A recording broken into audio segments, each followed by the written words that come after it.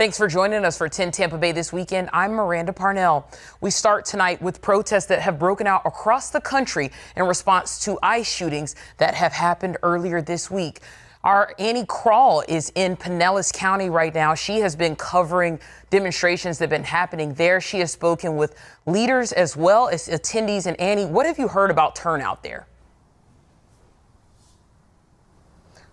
Miranda, there were more than 200 people outside the Pinellas County Courthouse as well as the Justice Center, and they're calling for change at the ICE Out for Good event that we were attending. Now, many people say it's the largest vigil that they've seen since this is a weekly event and a demonstration. Of course, after the week that we've had, they're wondering why more people didn't even show up because there were so many. Now, the ICE for Good event that was here a little bit earlier, it started at 3 o'clock and it continues to call for change when it comes to immigration and customs enforcement, often referred to as ICE.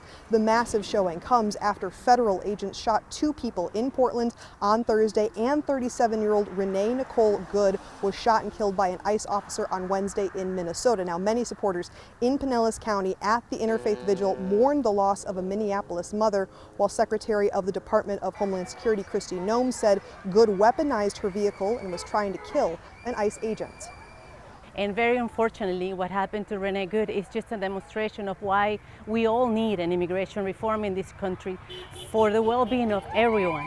Everybody is affected when there is repressive measures in the country. Law enforcement were attempting to push out this vehicle, and when a mob of agitators that were harassing them all day began blocking them in, shouting at them, and impeding law enforcement operations.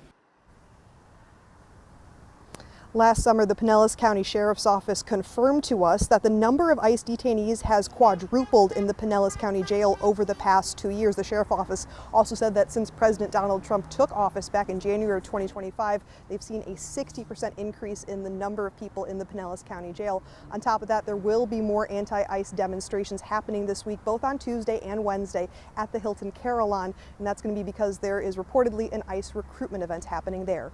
Reporting live in Pinellas County, Annie Krall, 10 Tampa Bay News.